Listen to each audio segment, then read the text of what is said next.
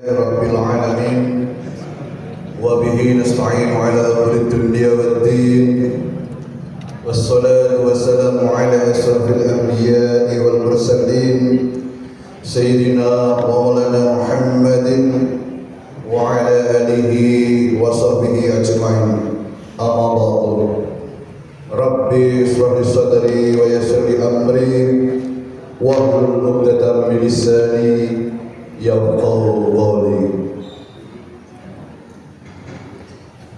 Yang terhormat Forum Komunikasi Kapanewon Wonosari, Kapan Paneu Wonosari, Koramil dan Polsek beserta jajarannya. Yang saya hormati jajaran Kantor Urusan Agama Kapanewon Wonosari, yang saya hormati Lurah dan Pamong Kapanewon Wonosari, yang saya hormati instansi lembaga Kapanewon Wonosari, kemudian terlebih yang saya hormati beliau Bapak Dr. Ahmad Sofyan beserta hadirin hadirat yang dirahmati Allah Subhanahu wa taala. Saya selaku pembawa acara akan menyampaikan susunan acara pada pengajian bersama instansi lembaga dan kelurahan se-Kapanewon Wonosari Gunung Kidul. Acara yang pertama adalah pembukaan. Kemudian dilanjutkan acara yang kedua, laporan penyelenggara yang akan disampaikan oleh beliau Bapak Ruswanto. Acara yang ketiga ialah tadarus yang akan disampaikan oleh Ustadz Tugijo SPD MSI. Kemudian acara yang keempat adalah tausiah dan doa yang akan disampaikan oleh beliau Dr. Ahmad Supoyo. Kemudian acara yang kelima lain-lain dan pengumuman. Kemudian yang terakhir yang keenam adalah penutup. Untuk mengawali kegiatan pengajian bersama instansi lembaga dan kelurahan se-Kapanewon Wonosari Gunung Kidul, marilah kita buka dengan membaca lafal Al-Fatihah ala hadina li kulli niyatin sallallahu al-Fatihah. A'udzu billahi minasy syaithanir rajim. Bismillahirrahmanirrahim. Alhamdulillahirabbil alamin. Arrahmanir rahim. Maliki yaumiddin. Iyyaka na'budu wa iyyaka nasta'in. Ihdinas siratal mustaqim. Siratal ladzina an'amta 'alaihim ghairil maghdubi 'alaihim waladdallin. Amin. Dilanjutkan acara yang kedua yaitu laporan penyelenggara yang akan disampaikan oleh beliau Bapak Ruswanto. Pada Bapak Ruswanto kami persilakan.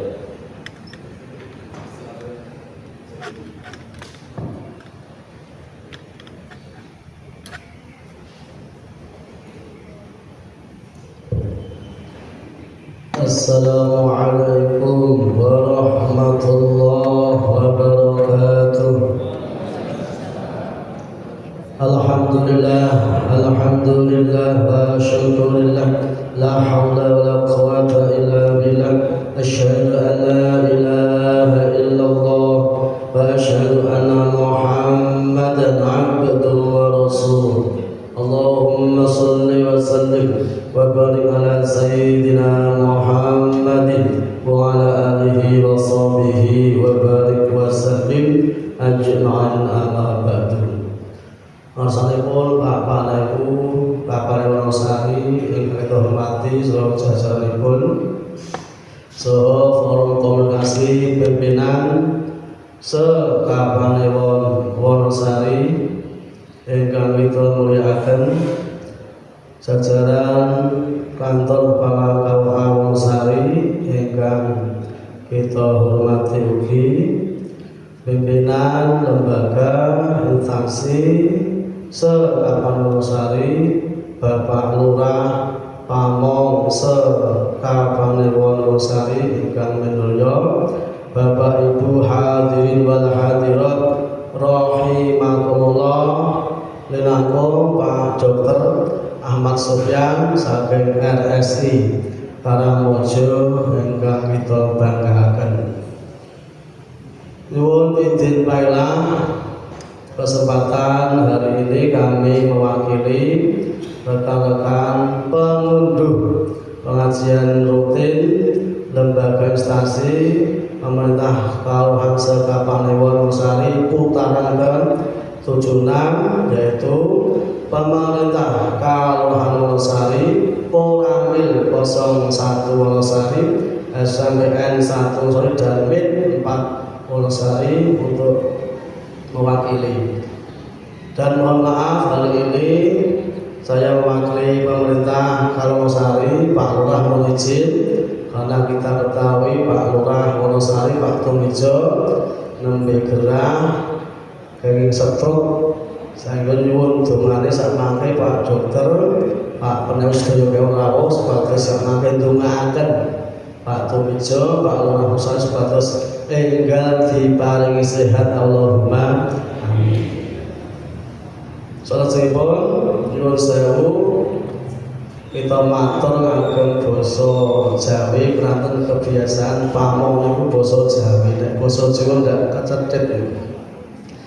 Ingkang sepisan kita makili pengunduh ngaturaken sugeng rawuh sinertan pamatur ingkang tanpa pindhan awit para sedaya sampun rawuh persa nglungguhaken wekdal rawuh ing pengajian enjang menika.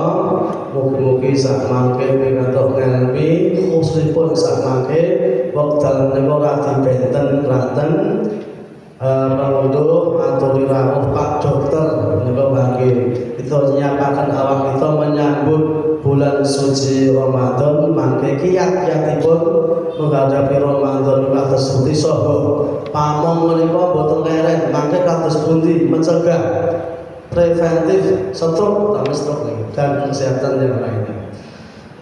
Untuk itu kita ucapkan terima kasih pada Pak Dokter yang telah berkenan hadir nanti memberikan materi yang kita tunggu-tunggu, dan arahan dari Pak Dokter sama kados pundi jer pamong niku 24 boten leren linangkung Pak Lurah pamit tuwa niku boten leren pelayanan dalam masyarakat.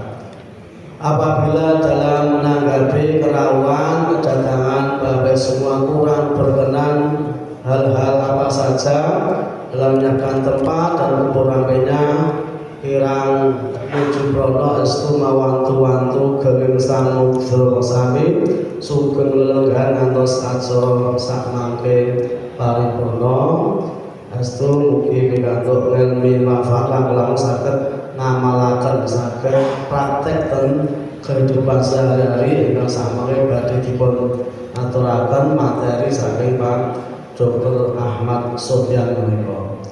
Boten wicaksana kita matur kathah mergi sak mangke badhe pikantuk ngelmi kang kathah kita makili kanca-kanca pengunduh saestu nyuwun genging samudra bangsami. Nyuwun donga kita sami mugi-mugi kita menghadapi bulan suci Ramadan dipun paring kesehatan sehat lahir batin Allahumma amin. Kupat kecemplung santen sedaya lepat nyuwun pangapunten. Assalamualaikum warahmatullahi wabarakatuh.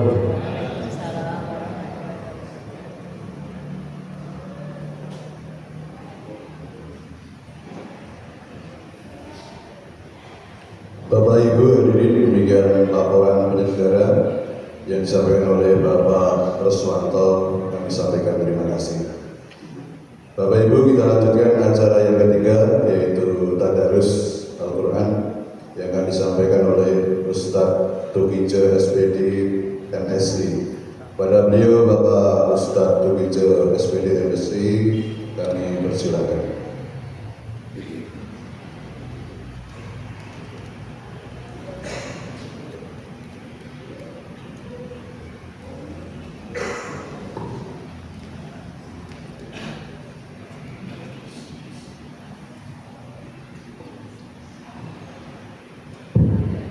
Assalamualaikum warahmatullahi wabarakatuh. Hadirin yang dirahmati oleh Allah Subhanahu wa taala, mari kita tadarus terlebih dahulu hari ini sampai Quran surah Al-Adiyat yang juz amma halaman 25, yang aplikasi di handphone bisa menyesuaikan.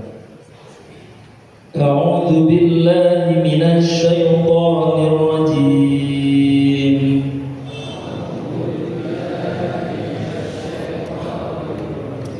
Bismillahirrahmanirrahim.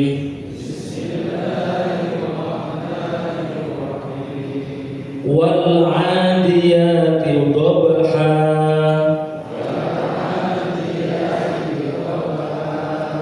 Fal muriyati qadha.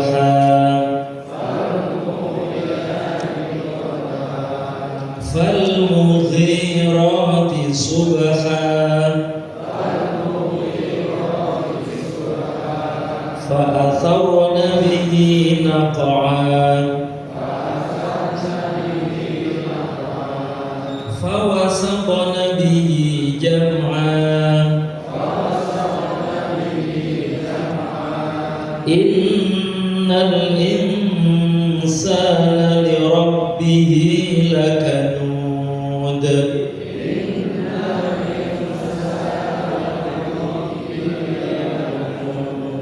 وإنه على ذلك لشهيد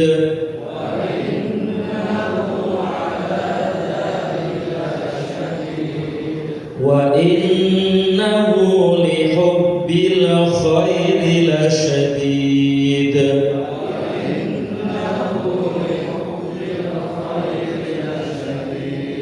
أفلا يعلم إذا بعثر ما في القبور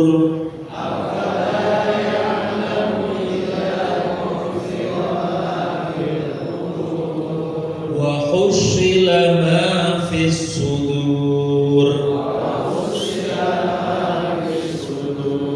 إن ربهم بهم يومئذ لخبير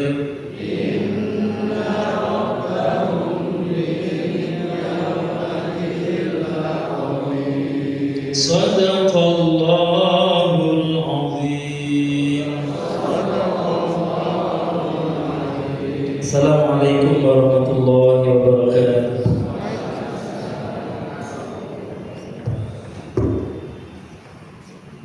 Demikian Bapak Ibu kegiatan tadarus Al-Quran yang sudah disampaikan oleh beliau Ustaz Rubijo SPDI MSI, kami sampaikan terima kasih. Baiklah Bapak Ibu hadirin sekalian, kita lanjutkan acara yang keempat, yaitu tausiah dan doa yang akan disampaikan oleh beliau Bapak Dr. Ahmad Sofyan. Pada beliau Bapak Dr. Ahmad Sofyan kami persilakan.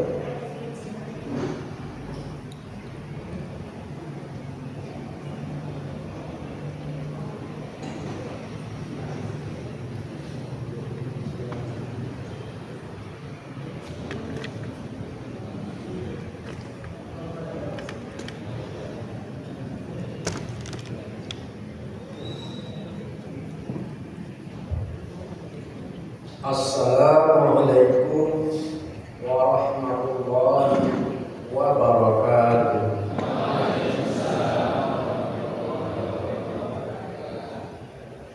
Innal hamdalillah alladzi arsala rasulahu bil huda wa dinil haqq yuzhirahu 'ala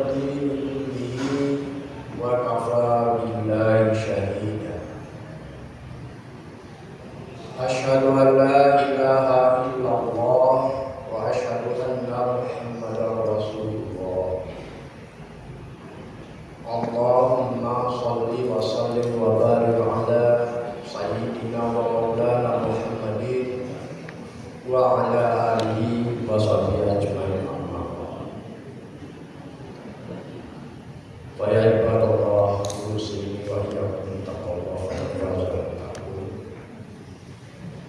أعوذ بالله من الشيطان الرجيم. بسم الله الرحمن الرحيم. يا أيها الذين آمنوا كتب عليكم الصيام كما كتب على الذين من قبلكم لعلكم تتقون. Bapak Ibu yang kami hormati, yang dimuliakan Allah. Kalau mau mundur satu persatu jadi banyak ya. Pengajian, instansi, lembaga dan kelurahan. Kelurahannya aja ada 14. Alhamdulillah pada pagi hari ini kita bisa bertemu. Kemarin dari yang menghubungi saya memberikan sedikit clue, minta tema puasa itu sehat. Saya jadi teringat kalau mau sehat atau sehat itu dibagi 4 kalau menurut WHO. Yang mana 4-4-nya itu ya harus sehat semua. Kalau kurang 1 saja atau separuh saja itu nanti menjadi tidak sehat secara utuh menurut WHO. Kira-kira apa itu Bapak Ibu? Mungkin kita sudah sering mendengar tapi belum ngeh. Yang pertama itu sehat jasmani. Yang pertama sehat jasmani. Yang kedua sehat rohani. Yang ketiga sehat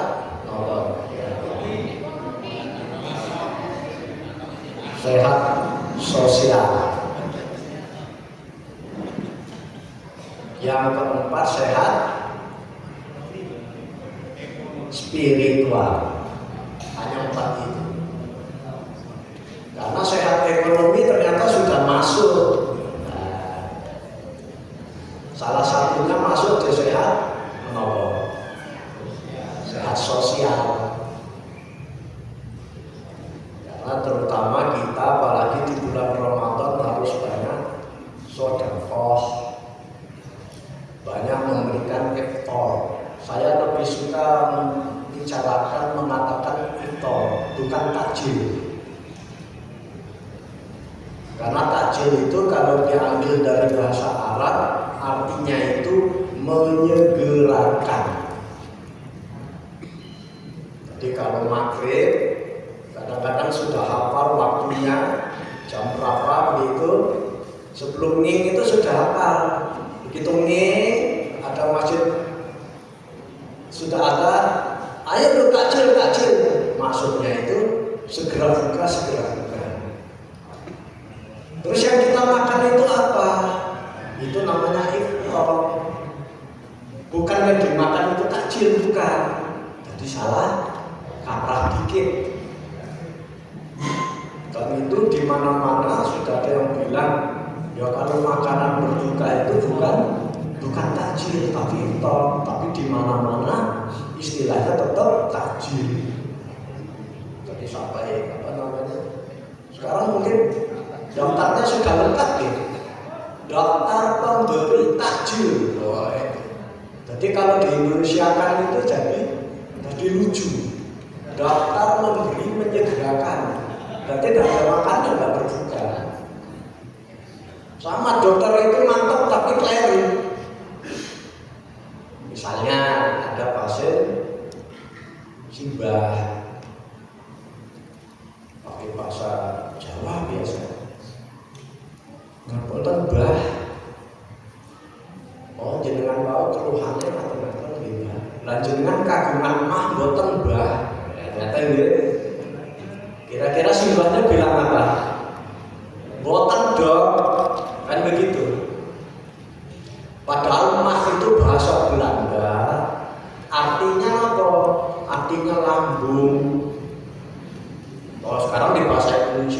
kalau mah itu bisa kaki lambung atau tembolok atau padaran. Jadi dijawabke, Mbah, jenengan kagungan padaran mboten, Mbah? Mboten, Dok. Jadi tadi simbahnya wangsulannya bener, betul.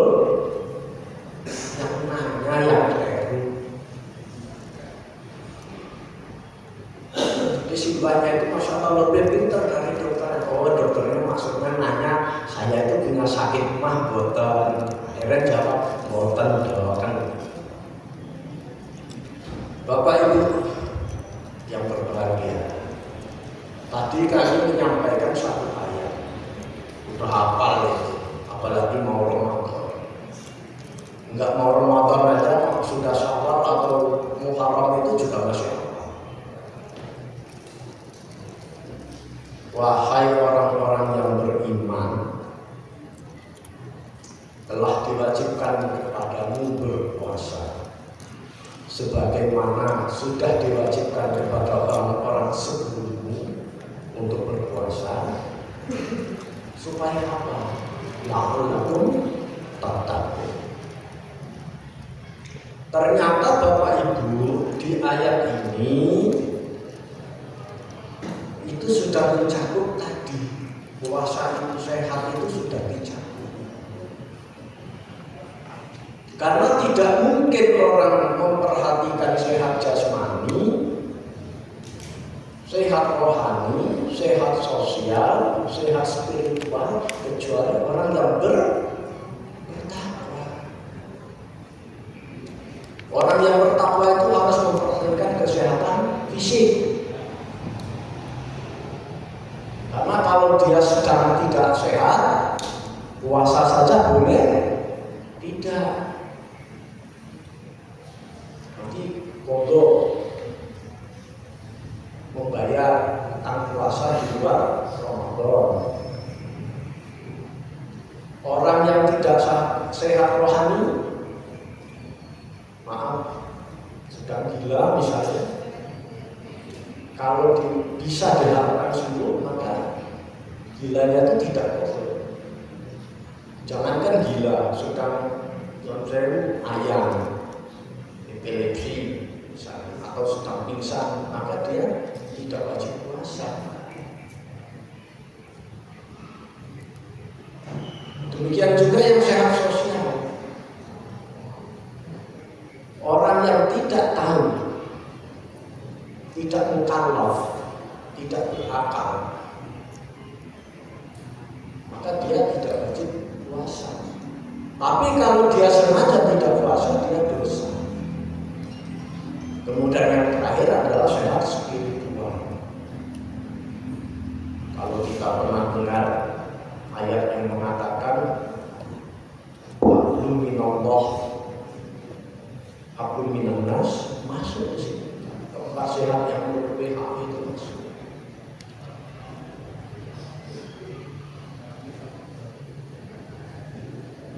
Yang jadi masalah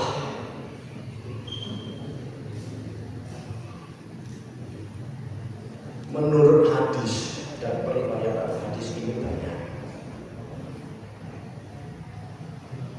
Betapa banyak orang yang puasa yang ia hafalkan tiada lain kecuali lapar dan dahaga. Jadi sudah puasa, sahur, nanti maghrib buka, tapi hanya mendapatkan lapar dan dahaga. Jadi kewajiban puasanya itu gugur, tetapi ganjaran puasanya tidak ada. Kenapa itu bisa terjadi, Bapak Ibu? Jadi seseorang yang masih gemar melakukan kemaksiatan di bulan Ramadan,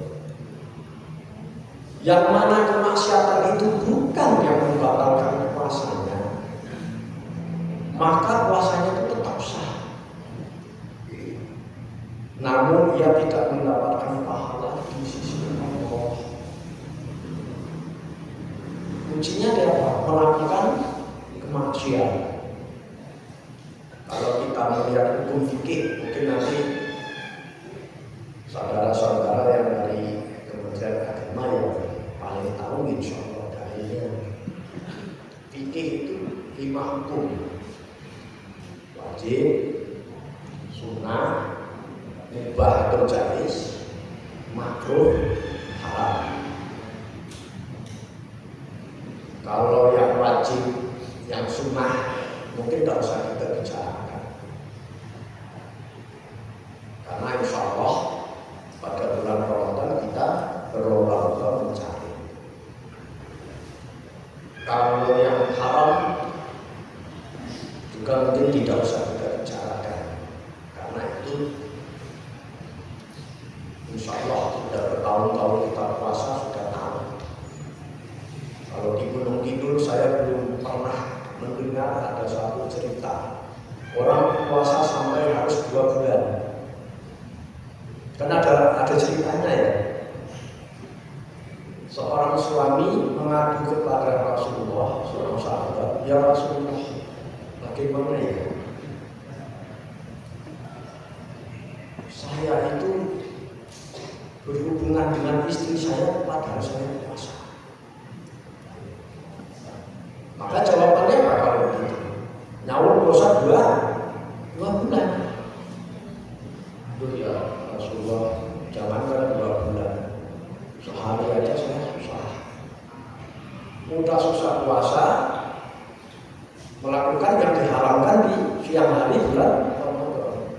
Ya udah, kalau udah biasa puasa 2 bulan, memberi makan, pakai miskin, apa misalkan kebetulan. Waktu lagi kalau Kanjeng Nabi, nah gimana saya mungkin, nah, saya juga punya apa-apa gitu. Jadi jangankan memberi sodako, orang ini tadi malah yang layak di sodako. Akhirnya yang terjadi yang terakhir, sudah melakukan yang haram, tidak puasa 2 bulan, tidak memberi sodako, tapi malah dikasih sodako. Yang menjadi pertanyaan adalah yang makruh.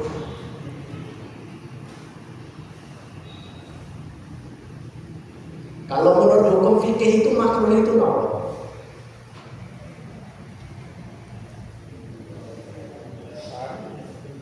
Kalau tidak dikerjakan lebih baik, kan begitu. Kalau dikerjakan tercela. Bukan boleh, tercela, makruh. Saya ambil contoh, misalnya berkumur-kumur, bergosok gigi secara berlebihan di bulan Ramadan itu adalah makruh. Pertanyaannya, kita kalau gosok gigi, kumur-kumur, karena nanti kalau nggak gosok gigi kan nggak pede gitu. Gimana nanti ketemu ini terus mau pengajian menjelang buka puasa misalnya, kan takut nanti di mulut tahu gosok gigi kan begitu ya. Tapi takut makruh. Kita hati-hati tidak? Hati-hati. Tapi ada yang dimakruhkan, tapi kita tidak hati-hati. Coba nanti lihat aja di itu, mudah-mudahan tidak. Alhamdulillah kalau di rumah saya tidak. Coba nanti 24 jam di bulan Ramadan, bapak-bapaknya itu, putra-putranya itu, kakek itu, dipelototin 24 jam. Biasanya nunggu imsak. Apa yang terjadi? Atau setelah buka, apa yang terjadi? Rokok. Ada yang mengatakan rokok itu wajib? Tidak. Saya baru menemukan paling tidak 2 yang mengelola hukum rokok. Kalau tidak makruh, haram. Saya tidak membicarakan tentang dalil hukumnya. Tetapi ternyata sahabat-sahabat kita itu, bahkan teman akrab kita itu, habis sahur bukan siap-siap subuh ke masjid, tapi koda sholat imsa. Sholat imsa. Bapak Ibu yang kami hormati, berhubung dengan kaidah puasa, siang itu apa sih maksudnya? Saum, as-saum itu secara hakiki maknanya itu adalah mengendalikan diri. Mengendalikan diri. Jadi kenapa tadi banyak orang yang berpuasa tapi hanya bersifat mendapatkan lapar dan dahaga? Kuncinya adalah karena kita belum bisa mengendalikan diri. Padahal mau masuk ke la'ilatul tattaqun tadi, kita harus mengendalikan diri.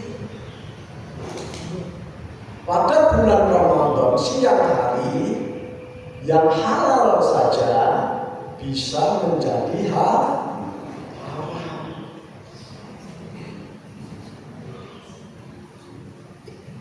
Cuman karena mungkin hukumnya tadi di bawah haram, hanya makruh. Loh, kamu kok masih melakukan itu? Kan mau makruh. Sekarang saya matur kepada ibu-ibu, punya putra ya, punya cucu. Ibu sudah sadar, sudah menyuruh orang itu ada pasor, ada sopan santun, berakhlak, kan begitu kan? Ada perilaku yang terpuji, ada perilaku yang biasa, ada perilaku yang agak gimana lah. Naif lah kalau kamu melakukan itu. Yang berkenaan dengan misalnya makruh itu tadi. Jadi diajari tadi putranya, cucunya tadi kalau mau lihat orang itu, kalau kami dulu ya, lewat orang itu ya Allah itu harus. Kira-kira kalau ada cucunya, ada putranya yang sudah bisa diajak komunikasi, sudah diajak apa namanya, rembukan itu, kok di depan orang tua kok lari-lari itu kira-kira gimana? Ya. Loh, kamu kok lari-lari? Bukan apa-apa berarti memakruh kok. Banyak sih. Kok butuh kegiatan dia? Enggak dulu, enggak punya. Ya kalau adab itu kasar, enggak punya adab kasar. Karena apa? Oh, enggak apa-apa, cuma makruh, kan begitu. Nah, ternyata perkara kemaksiatan ini tadi itu terjadi waktu zamannya Nabi Musa. Nanti surat Al-A'raf 155, 156, 157. Pada zaman Nabi Musa itu, kaum Bani Israel itu manusia balelo. Dan yang paling balelonya itu adalah saat sang ini membuat patung anak sapi atau patung sapi yang itu disembah. Setelah itu terjadi gempa bumi sehingga Nabi Musa berdoa kepada Allah. Qala Rabbi law syi'ta ahlakahum min qablu wa iyaya. Ya Tuhan, jika Engkau kehendaki, tentulah Engkau membinasakan mereka dan aku sebelum ini. Jadi saat gempa bumi itu. Kenapa gempa bumi tadi terjadi? Salah satunya yang paling besar adalah kemusyrikan Bani Israel, umat Yahudi, ketika menyembah patung sapi tersebut. Atahlikuna bima fa'ala syufa'a minna. Apakah engkau akan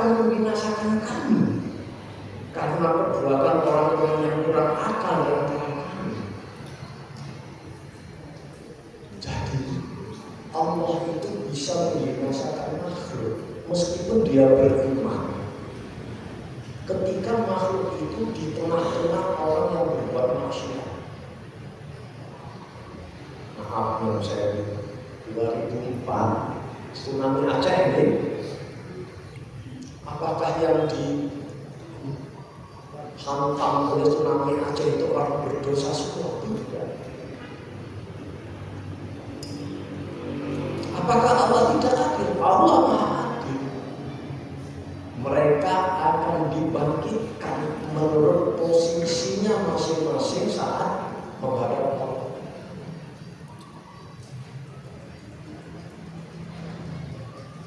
Kemudian Musa menyambung, tudillu biha man tasya'u wa tahdi man tasya'u. Ya Allah, Engkau menyesatkan siapa yang Engkau kehendaki. Dengan cobaan itu maksudnya penyembahan anak sapi itu, dan Engkau memberi petunjuk siapa yang Engkau kehendaki. Tapi kalau kita di rumah, ya Allah, bocah ini kok ambil teman-teman di kandang. Manusia tidak bisa memberikan petunjuk. Mungkin hidayah tidak bisa itu dari Allah. Itu aja kalau bahasa Jawa itu orang itu dikandani. Ada yang keliru. Lelek ini tak andani. Nek diandani itu enggak, sebenarnya diandani loh. Mesti ini dikandani. Tapi kadang-kadang saya besok di rumah itu disalahkan. Malah atau guru. Kok mau ngasih apa namanya mengingatkan orang kok diandani gitu, ya toh, buat dikandani gitu. Curah ya benar.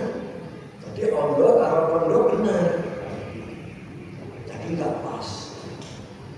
Nah, berdasarkan dari satu ayat ini, Al-A'raf 155 ini, maka Al-A'raf 156 157 itu bermanfaat bagi muslim, bagi orang Islam.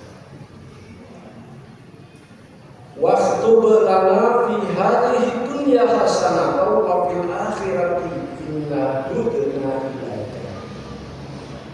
Umat Islam itu diperintahkan, diajari untuk berdoa, ya Allah, tetapkanlah untuk kami kebaikan di dunia ini dan kebaikan di akhirat. Sesungguhnya kami kembali bertobat kepadamu. Ini umat Nabi Musa tadi ada yang bertobat berdoa ini. Umat Islam diperintahkan untuk berdoa seperti ini. Lebih jelasnya ada sebuah doa satu jagat nih, tampal semua. Rabbana atina fid dunya hasanah wa fil akhirati hasanah wa qina adzabannar. Setelah berdoa demikian, minta demikian, maka kata Allah, qala ababi usibu bihi man nasya wa rahmati wasi'at kulla syai'. Siksaku itu akan aku timpakan kepada siapa yang aku kehendaki. Berarti tidak semua kan? Allah siksa Allah akan diberikan kepada orang yang dikehendaki oleh Allah. Yang paling itu tadi. Wa rahmati wasi'at kulla syai'. Akan tetapi rahmat itu meliputi segala sesuatu. Jadi kalau azab tadi, siksa tadi itu mungkin sepotong kuku kelingking lah gitu. Tapi rahmat Allah itu meliputi dunia dan seisinya, dan langit dan seisinya. Langit 7 lapis, bumi 7 lapis. Padahal siksa Allah tadi hanya sehitam ujung kuku bagi orang yang dipakai, tapi rahmatnya besar. Kira-kira apakah kita akan putus asa? Ini nanti pendidikan dari Ramadan itu begitu. Apakah akan putus asa? Kemudian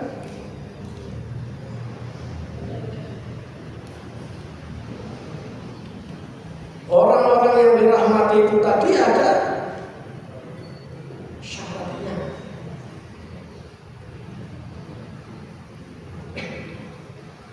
Fasakubuha lillazina yattaquna wa yutuna zakata wallazina hum bi ayatina yu'minun. Yang akan diberi rahmat itu adalah orang-orang yang bertakwa, menunaikan zakat dan beriman kepada ayat-ayat kami. Pertanyaannya, kira-kira kita puasa tadi akan melakukan seperti apa untuk mengendalikan diri? Kalau kami di kesehatan, namanya adalah tindakan proaktif preventif. Tindakan untuk meningkatkan kesehatan dan mencegah. Bapak Ibu yang bermuliakan, ternyata mencegah dan meningkatkan itu adalah inti dari konsep tibbun nabawi. Misalnya, makanlah ketika lapar dan berhentilah sebelum kenyang. Saat perang Khandaq, Rasulullah, perang Khandaq itu pembagian parit yang di sekitar Madinah ya, karena orang Yahudi dan kafir Quraisy itu mau menyerang Madinah, maka diambillah strategi Salman Al-Farisi untuk membuat perang. Jadi 10 orang bertanggung jawab menggali kira-kira sepanjang 12 meter. Tanahnya berbatu atau mungkin batu bertanah, sama lah, mungkin gunung itu batu bertanah. Saat itu Jabir bin Abdullah menemui Rasulullah. Rasulullah, saya mohon izin pulang sebentar. Ternyata waktu menggali parit itu, Masya Allah, Rasulullah itu sudah tidak makan secara layak sebanyak selama 3 hari. Dan perut beliau itu diikat pakai sorban, mungkin atau seperti apa gitu, dan diganjel dengan 3 buah batu. Masya Allah. Itu menggali parit. Jabir bin Abdullah minta izin pulang, diberi izin oleh Allah. Di rumah beliau tanya pada istrinya, punya apa Bu di rumah? Beliau, ya cuma ini, segantang gandum dan anak kambing yang kurus kering. Maka oleh beliau dipotong anak kambing itu dan gandumnya, menyuruh istrinya, minta istrinya untuk masak roti. Dah gitu ya. Jabir bin Abdullah tadi kembali lagi menemui Nabi, matur kepada Nabi, wahai Rasulullah, saya ada nih makanan dikit, saya harus potong anak kambing yang kurus dan ada roti. Jadi Jabir menginginkan memilih Rasulullah tadi datangnya itu ya Rasulullah sendiri atau maksimal sama 3 orang sahabat begitu. Kemudian Rasulullah mengumumkan kepada sahabat, alhamdulillah, salah satu dari kita diberi rezeki oleh Allah. Maka seluruh dari kita hendaknya mendatangi Jabir bin Abdullah untuk menemukan. Jabir kaget, ya Allah, kok toko kabeh, padahal yang dipotong anak kambing yang kecil, kurus, dan hanya sebatang. Rasulullah pesan, sebelum aku datang, tutup wadah makanannya itu, tutup kualinya atau tutup tempat rotinya, ojo dibuka. Jabir masih tak tidur tadi, utang duluan, bilang sama istrinya, waduh cilokong. Kenapa? Suami Rasulullah mengumumkan seluruh Rasulullah dan para sahabat itu datang ke rumah kita. Cukup tidak? Cukup tidak? Istrinya bertanya, sesuatunya sudah disampaikan kepada Rasulullah? Iya. Apa pesan beliau? Tutupi aja dibuka. Ternyata begitu Rasulullah datang mendoakan makanan itu, satu persatu sahabat ngambil, dan terakhir Jabir dan istrinya makan isi larut cukup. Salah satu mukjizat di perang. Nah, di sini berarti preventif promotif itu wajib dilakukan bagi seorang muslim kalau mau sehat.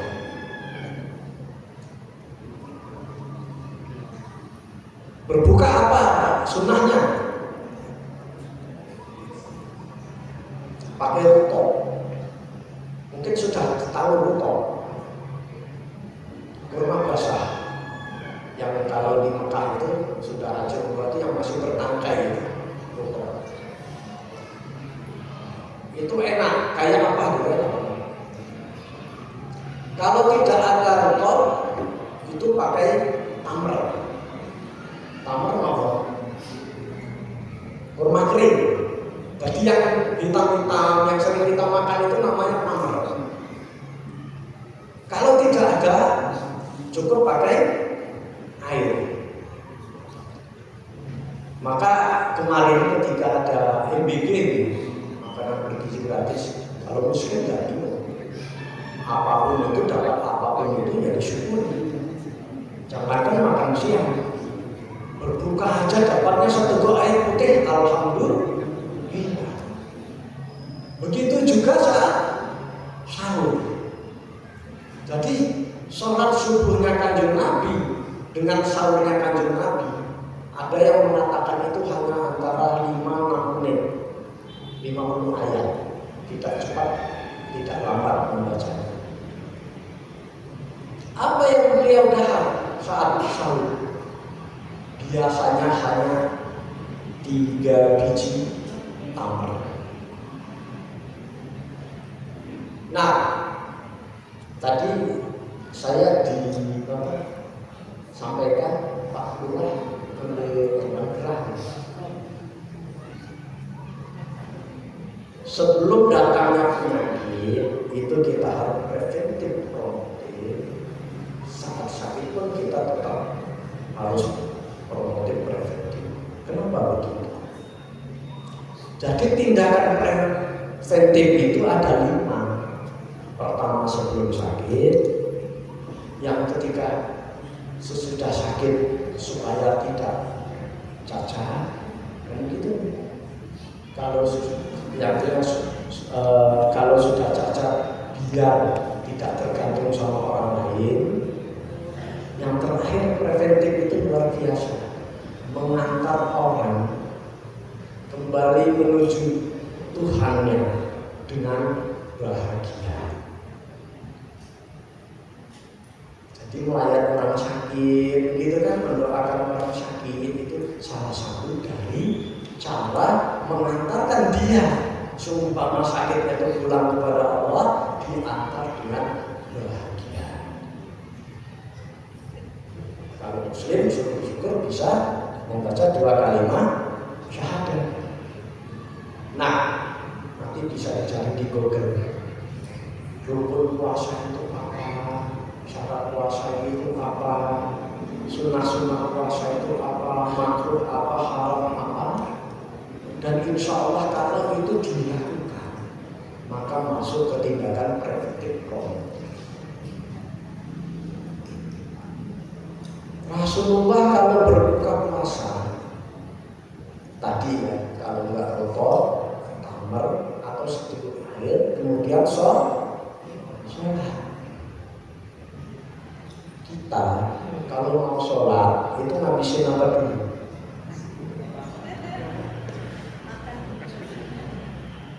Makan dulu. Terus kira-kira nanti sholatnya jam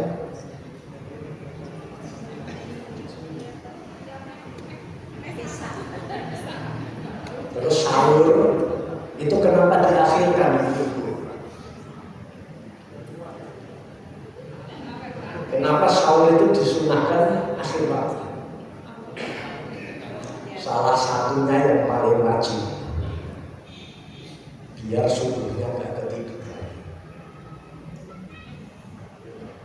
Karena apa? Rasulullah itu sholat malam. Yang mulai menurut beberapa riwayat sampai-sampai para sahabat itu khawatir iki janjinya harus sahur mana ya? Itu udah agak terang, udah mau subuh. Nah makanya itu diakhirkan, kemudian sholat subuh. Nah mungkin nanti satu ayat lagi yang saya sampaikan. Inna sholata tanha anil fahsya'i wal munkar.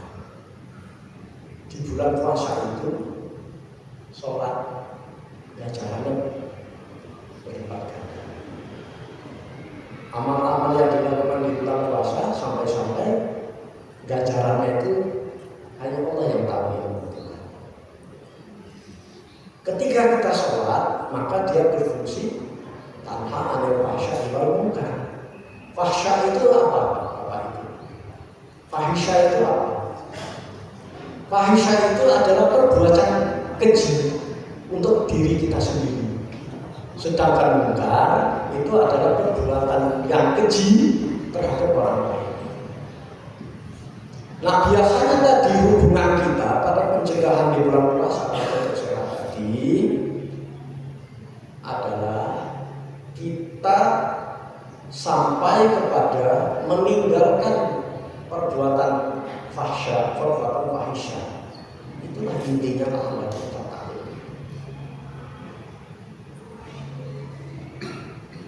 Saya mencoba untuk tidak berdebat, tidak menyalahkan. Cuman saya tanya, kira-kira rokok itu baik atau tidak?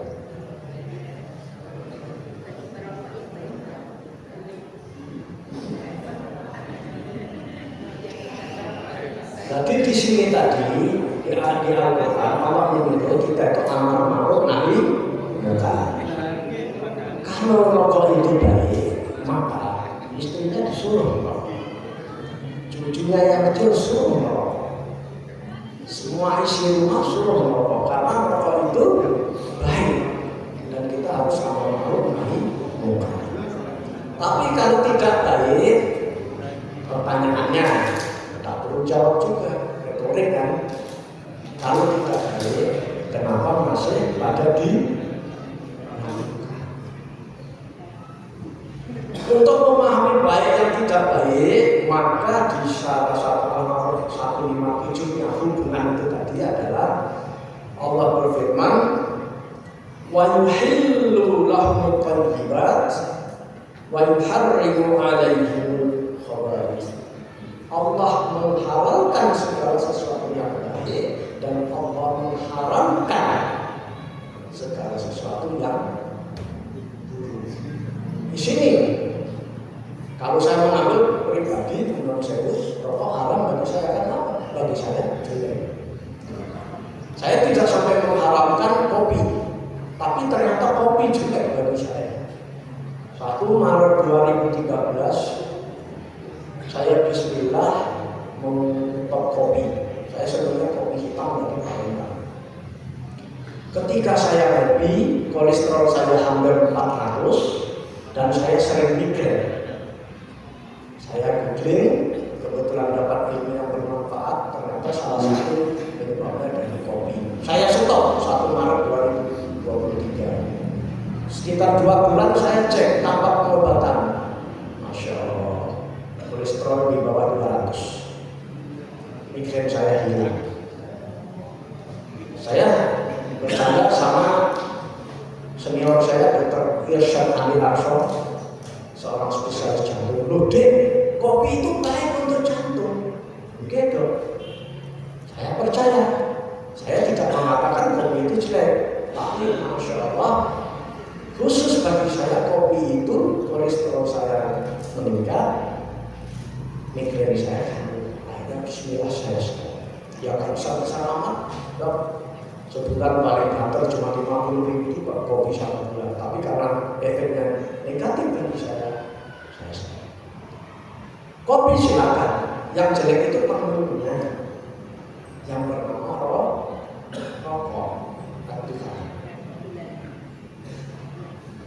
Rokok itu yang dikenal hanya ada 2 isinya. Satu nikotin. Nikotin itu membuat kita itu ketagihan. Nikotin itu membuat kita ketagihan. Yang satu yang ada di dalam rokok itu adalah tar. Tar itu cuma sekarang agak repot kalau adanya di rumah tangga. Soalnya masaknya sudah pakai gas LPG.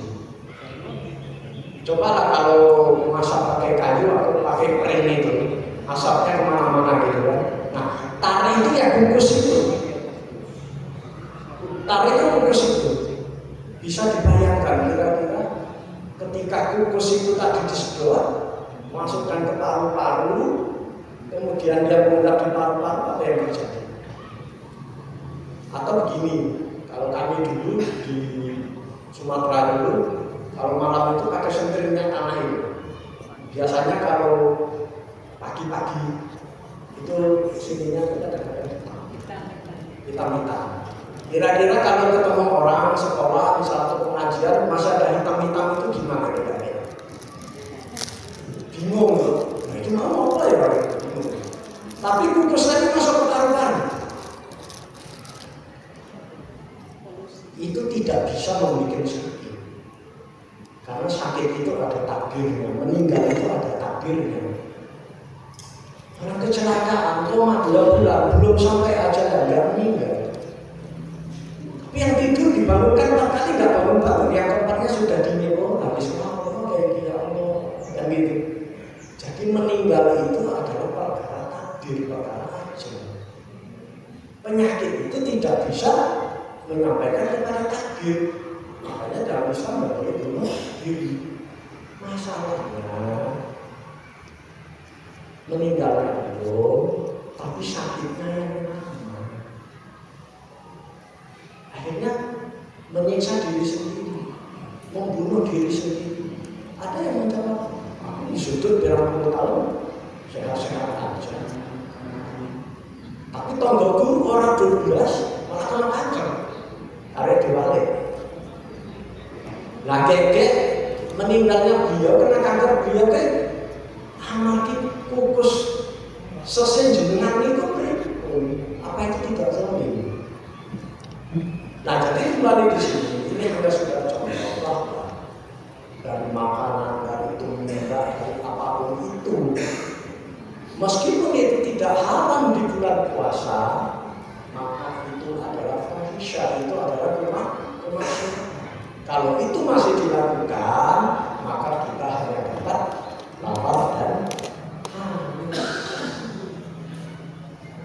Ketika hanya dapat lapar dan haus tadi, maka kita tidak bisa mencapai derajat lagu tahu. Jadi kira-kira begitu. Jadi puasa itu sehat dari jasmani, rohani, sosial, spiritual. Kuncinya adalah kendalikan diri. Pertama, kendalikan untuk selalu berbuat baik. Dan yang kedua adalah kendalikan untuk tidak berbuat maksiat. Nah, satu trik puasa, perbanyakkan sayur, perbanyakkan makan, perbanyak protein. Protein nanti ketika puasa itu bersifat mengenyangkan, apalagi kalau ada sayur. Biasanya kalau puasa makan kurang, sayur kurang, minum kurang. Kira-kira pertengahan puasa atau 20 hari puasa biasanya kebebelan. Karena makannya sedikit, itu diserap semua gitu kan. Sayurnya sedikit, serapnya sedikit, minumnya sedikit, kebebelan. Maka kalau bisa banyaklah protein, banyaklah sayur, banyaklah minum. Nanti sayur itu di dalam usus besar kita itu akan menyerap air, mempertahankan air, bisa mengurangi dehidrasi. Jadi kira-kira begitu puasa itu sehat. Kuncinya apa tadi? Mengendalikan diri. Perkara hukum saya tidak mempermasalahkan itu, tetapi saya seperti yang disampaikan ayat tadi adalah amar ma'ruf nahi munkar. Karena kewajiban saling menasihati itu adalah wajib bagi setiap mukmin muslim. Kira-kira demikian. Billahi taufiq wal hidayah. Wassalamualaikum warahmatullahi wabarakatuh.